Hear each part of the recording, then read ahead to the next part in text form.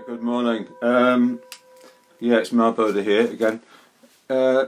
So, yeah, how are you doing? I kind of, here we are, this is day 6, and yeah, it's starting to get to me a bit yesterday. I'm still going into work, but I'm thinking maybe I need to just stop that and concentrate on this really, because it's really necessary that people get help and to cope with just the onslaught of difficulty that's coming their way.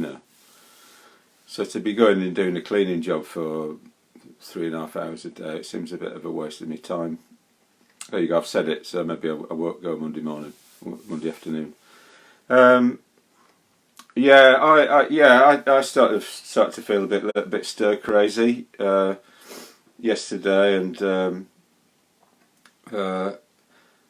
just looking at the news and sort of seeing on YouTube, seeing youngish people, in intensive care beds, and warning us about watching, that we sort of stay in and everything like that. So yeah, it's quite sort of salutary really.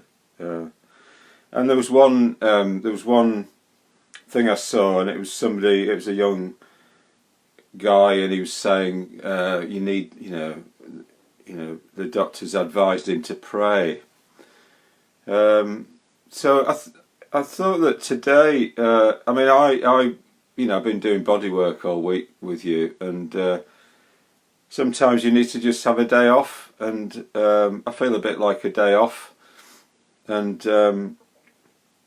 so it's Sunday, and I thought in Buddhism there's a meditation called just sitting, so what you do when you feel a bit full up, and you've been trying to make a difference, you've been being responsible and turning up and doing things and all that, and sometimes you need to just stop and absorb things, absorb your life, absorb what's been happening, and just don't do anything really, to just kind of sit there and not do anything. So we're gonna do some of that today. Just sit and not do anything, and just kind of absorb what's happened in the week. A massive amount has happened in this week here in England, and it's happening like that around the world as well. So maybe this is what we need to do every now and then. Just stop and just don't do anything. Just absorb it all. Later on, I think what I'd like to do with us is to do some. In a way, that guy said it was, advised by the doctors to pray. Well, so I just want to maybe kind of help people a little bit with what might this mean. What might praying mean? If you're not religious, and how might it be helpful to you? So, I have friends who are Christians. I'm a Buddhist. I have friends who are Hindus, and it's like, well, something, there's a way of accessing something that's kind of outside of yourself and what you know. So sometimes we just come to the limit of what we know, and we run out of our ideas, and then we've got to start looking beyond ourselves for help, from other people, from people more experienced than we are. But also, in religion, you have kind of figures that are kind of archetypal figures who represent maybe somebody that's coping better, or even that can cope with everything, everything in life that comes their way. So so I'm going to say a little bit about that later on. I was working on a book on ritual back in the early 2000s, and some ideas came out around that in that work. So and then I'll explain what devotion, what a puja is. So a puja is a Buddhist devotional kind of text or ceremony. It just means worship, and in a way the word worship just means worth. You're putting you're bringing something to mind and saying this is valuable, this is of worth, you know. So it's like whatever your ideal is that's beyond you, beyond your limited capacity. This is, you can say, is what you worship. You know, what you bring to mind as an object of value. You know, so yeah. So when we offer, kind of make an offering to something like that, we're saying, yeah, we want to remember to value this. So I'll say a little bit about that later. So if you've not been here before, just find something to a chair to sit on, or if you're familiar with meditation cushions, sit on those, and yeah. So and what we're going to do is just start. Well, first of all, to just let our body just sit where it is. And maybe we need a little bit of help to imagine some things that'll help with that. So maybe imagine that if you're sitting on a chair, that your hips are free to move, so that your legs extend out of your hips, becoming longer, and that your knees are free to move, so that your lower legs extend out of your knees, becoming longer, and your ankles are free to move, so your feet can extend away from your ankles, lengthening, and then the top of your spine is free to move, so that your head can rise up towards the ceiling, and your neck can release, and your back can become longer and wider.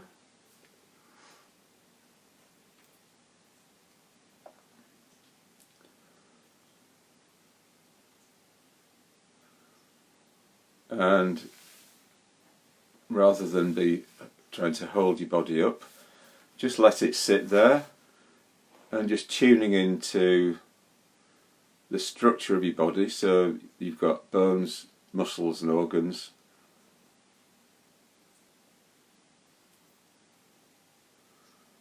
and trying to allow the bones to take the weight,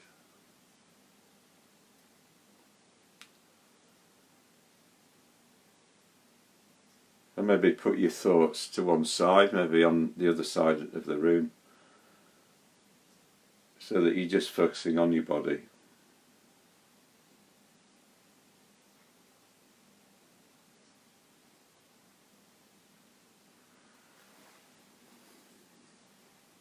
So we're just going to sit still and do nothing for 10 minutes.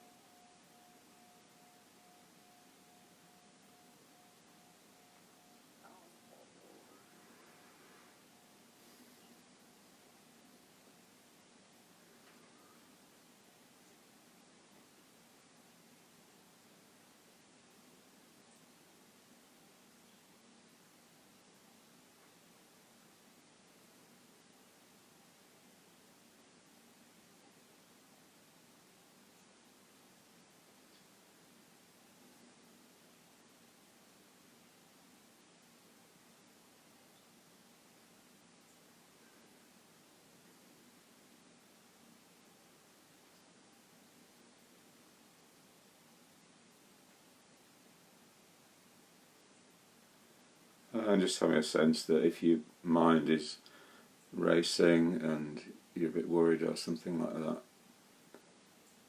just being patient and having some confidence that it will calm down if we just stop doing anything.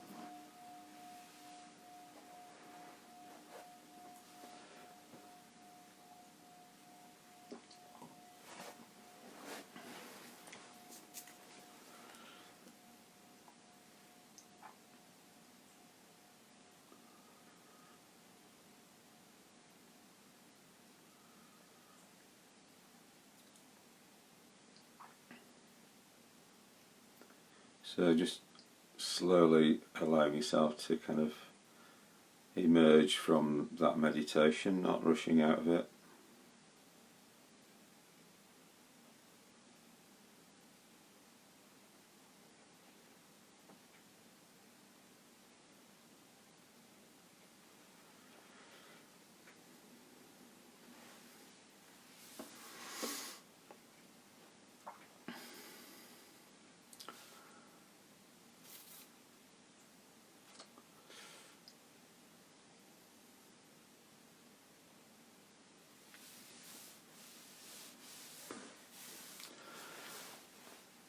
Okay. So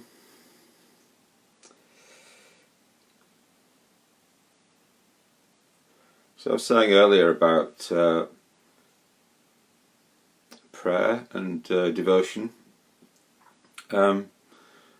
So how's how can we see this? How can we see prayer and devotion?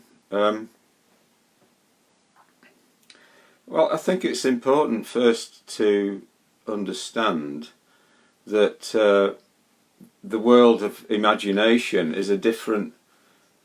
It's almost like a different way of looking at everything than the rational world, the rational way of approaching things. So, imagination is specifically what we do to kind of engage our emotions with often things that are kind of beyond what we can control. Like, so for instance, when the early kind of humans or even apes first invented the kind of tools, and picked up a rock and started using it as an axe or something, then that was like to, it gave man some kind of mastery over his environment. It's like he uses his intelligence, and he was able to, to conquer the world. Like start using tools, using weapons, all things like that. And we're in the same situation. We've got our big technologies and our internet, and we're kind of quite good. We're quite clever in a way. So the word clever actually comes from the same word as claw. It's like kind of, we're kind of able to manipulate and grab things and, turn them into something.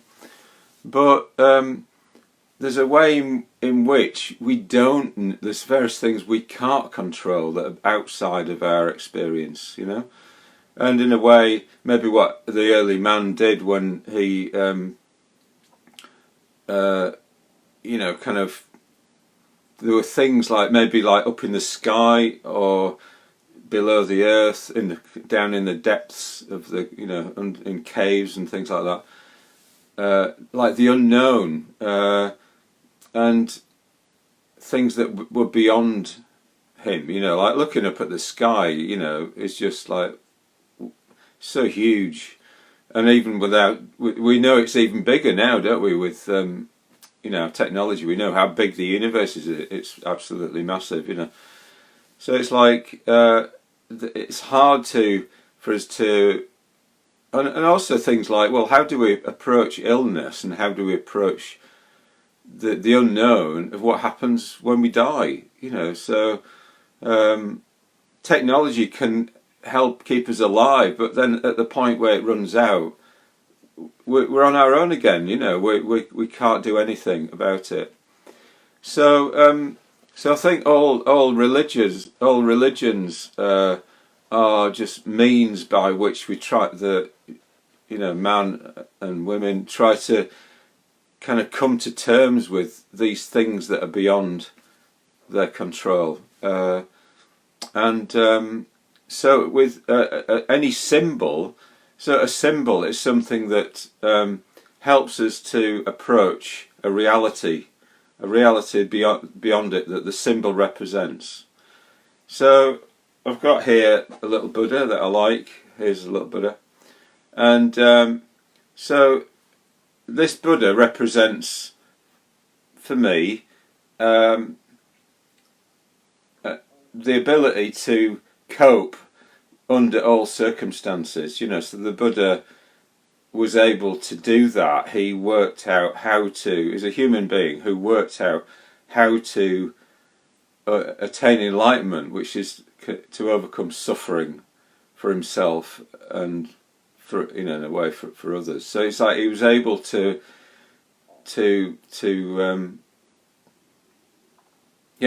solve those problems. Old age, sickness, and death are the three things that he was able to see the solution to. Yeah. Now, I'm not like that, but the Buddha is. This statue of the Buddha represents that. But beyond, but this is just a symbol. This is just a symbol of that. The reality is beyond this. So I use this symbol to kind of move towards that reality. Yeah. But I have to use my imagination beyond it, beyond the symbol, and try and fill in the details of what that might be like. The symbol helps me approach it, but it isn't it. It's not literally it. It's the reality behind it is what we're aiming at. So I have to use my imagination to try and imagine what enlightenment is beyond. Morning, Jill. Beyond everything, beyond the symbol. The symbol is just there to as a vehicle to help me. But it helps me. It does help me kind of bring that to mind. That ineffable, ungraspable thing to mind. My rational mind cannot hold all of that. But the symbol actually helps me to bring it to mind and approach it.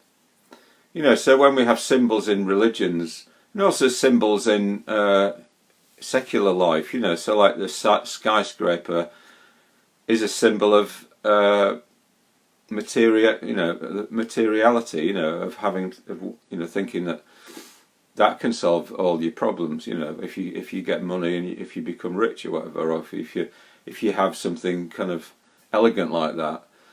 So yeah, it's a different view. But a religion is often saying, well, actually, what we're dealing with is what's beyond what we can control. So, like with devotion, so the word devotion is linked to the word vow, and it just means, in a way, we're kind of committing ourselves to keep bringing something to mind, whatever the thing we're devoted to.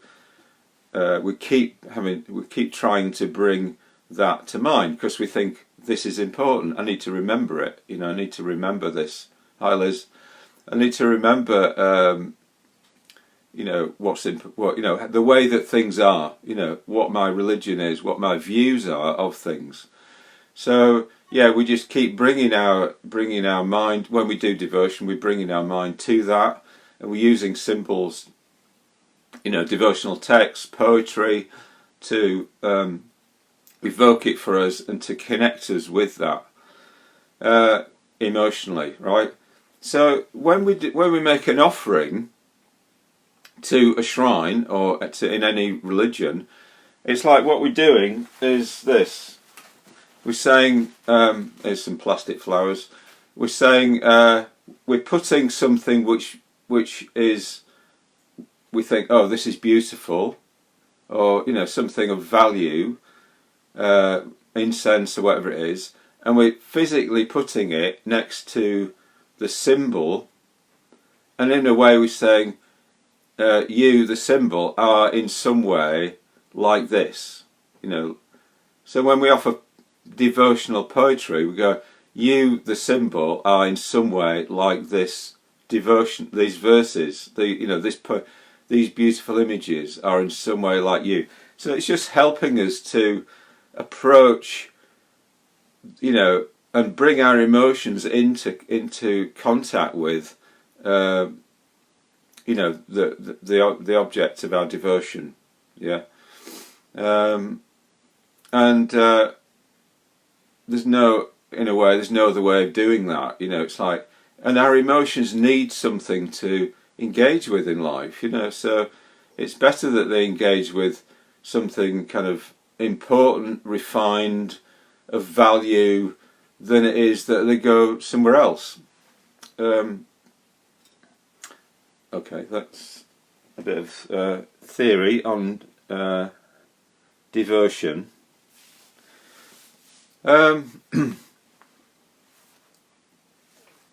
So in Buddhism we have something called a puja. So a puja is a devotional ceremony, or devotional ceremony where we recite verses, with the Buddha in mind, or with some other figure, Buddhist figure in mind. In Tibetan Buddhism, you have the figure of the Guru, or the Lama, and the most important figure in Tibetan Buddhism is a figure called Padmasambhava, and he took Buddhism to Tibet, and he's like he's the what's called the Vajra Guru. So Vajra just means reality. It's like a thunderbolt. He represents. He would just he could cope with anything. He'd just meditate in cemeteries and things. So it's like he represents, in a way, he's called the second Buddha. So we can in Tibetan Buddhism, monks treat their lamas, or treat their lamas as if they were the Buddha. And this, in a way, it's symbolic. It's not to be taken literally. It's like it's methodological. It's like saying, yeah, okay, I'm going to act as if you're the Buddha, and I'm going to want to align myself with you in my actions, and I'm going to ask you for advice and that sort of thing. And it's all about opening up to reality and how things are. So in a way, all devotion is about somehow being receptive, opening up to being receptive to what's beyond ourselves. Can we learn from the universe? Can we learn from other people? Can we put our own, kind of silly ways of thinking about things to one side and open up to something else, something bigger? So yeah, in a way, it's just about being receptive, in a way, to what's beyond you. So what we're going to do in a minute is we're going to do a devotional text to Guru Rimpoche. So Guru Rimpoche is Padmasambhava, or you could see it as treat when I say Guru Rinpoche, somebody that you respect, or somebody that you think that I can learn from this person.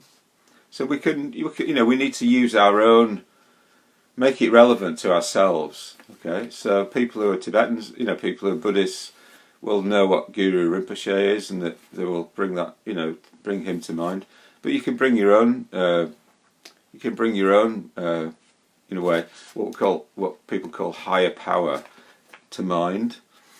Even if somebody who you think, you admire, like Martin Luther King or somebody like that, you could use him. But in a way, the important thing is that he's symbolic of something beyond, of learning about things that you don't know about. And the verse that we're going to do is completely relevant to today, and it references really difficult situations. Like when the world's just going crazy and there's war and everything like that. So what I want you to do is to, as I read this, to just sit back and just kind of like let the words go in, and be open to them, and just be open to being sort of, let your mind be perfumed by the images, and yeah, try to kind of like make them relevant to yourself. So in the text there are various things that are maybe might be a bit unrecognisable. So I'll just adapt that when I read it. So I won't read the. I'll try and change it for you so that you're not struggling to understand.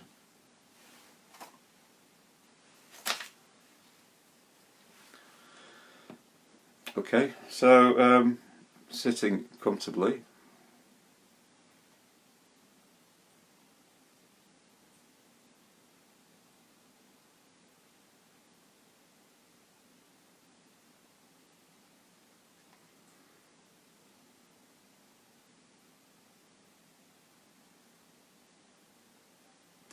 Just remembering what I said earlier about that doctor saying to the patient, you know, what you need to do is pray.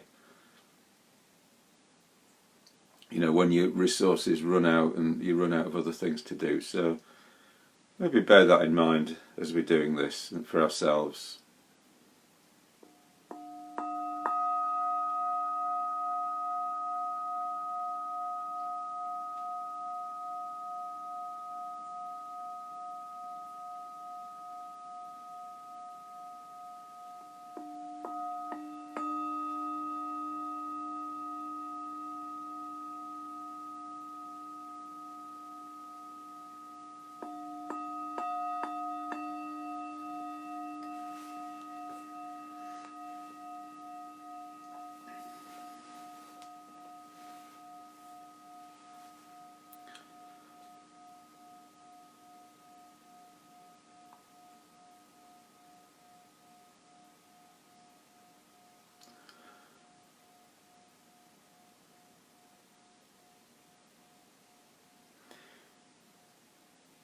The prayer to Guru Rimpoche that swiftly removes obstacles and fulfills all wishes.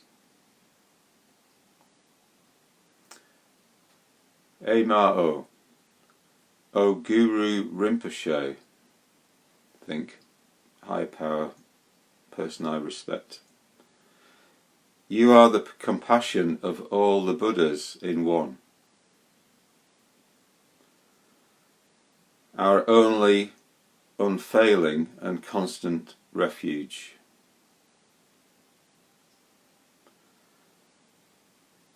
Quickly turn your love and attention to your sons and daughters, that's us, and their prayers.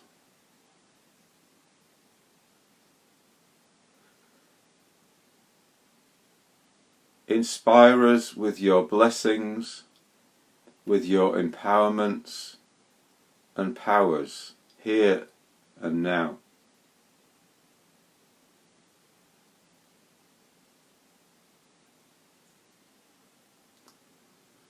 Although we know the example of your life, your qualities and kindness, and that these surpass those of any other Buddha,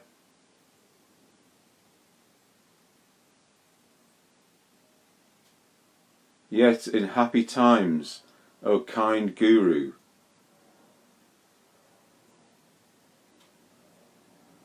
we do not remember you.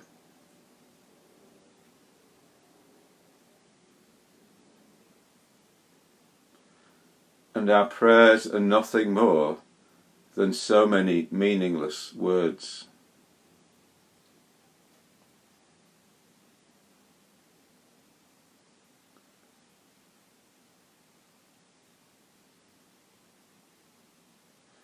But now, when the intensifying decay of the dark age oppresses us,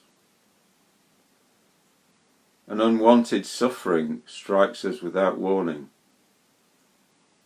then we remember you, our protector, deep within our hearts. Turn your loving attention to this anguished plea of ours, our cry for help.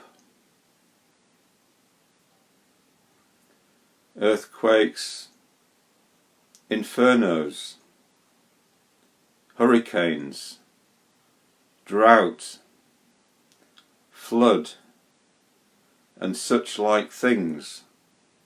Remove these outer obstacles, nature's external disruptions. All kinds of illness, disorders of heat and cold, wind, bile, disease. Remove these inner obstacles, these internal physical disorders.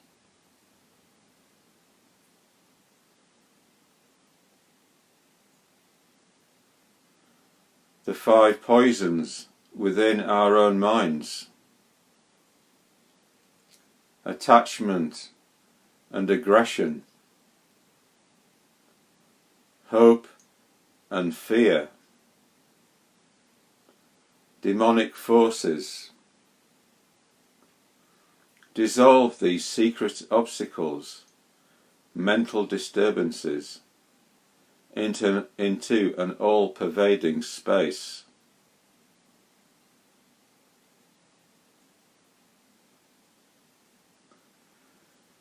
When immense suffering engulfs the world and beings, turn it into peace and happiness.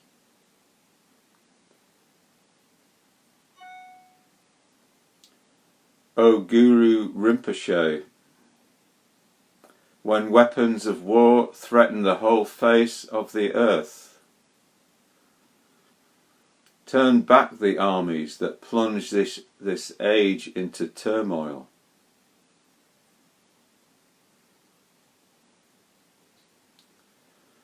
O Guru Rimpoche,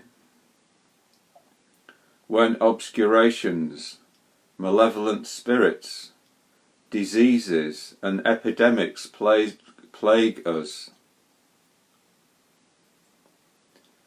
wipe out all this sickness.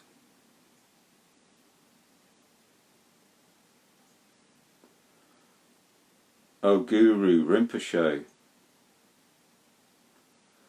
when resources fail in the environment and amongst beings, bringing deprivation and suffering, reveal abundant food and riches.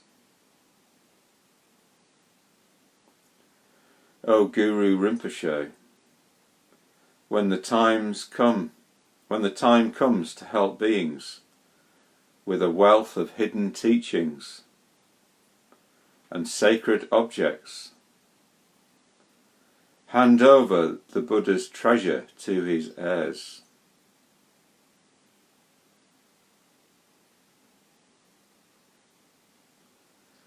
O Guru Rimpoche, when roaming through mountain valleys, deserted places and hidden lands, lead us on the right path.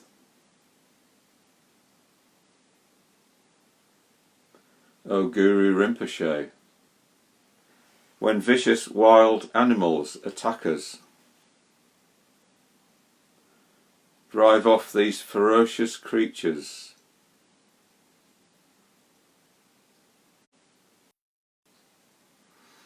O Guru Rimpoche, when the 4 elements become unbalanced and threaten us with catastrophe, harmonize the elements into their natural state.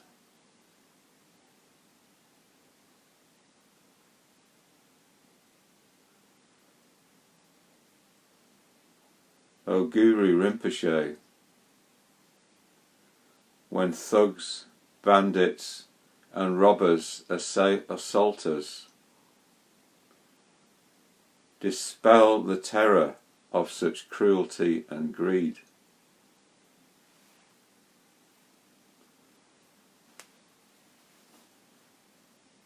O Guru Rimpoche, when armed aggressors and killers torment us, enclose us in a Vajra tent. That's a tent that's unshakable. O Guru Rimpoche, when this lifespan is exhausted and death comes, lead us to the realm of great bliss. O Guru Rimpoche, when the illusory experiences of the bardo arise as suffering, that's whatever happens after we die. Let the delusion be self-liberated.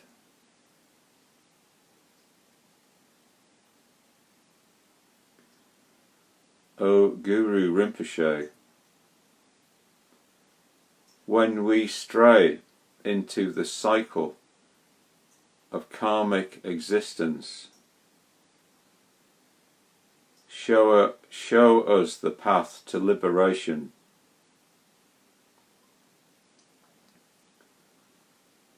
O Guru Rimpoche,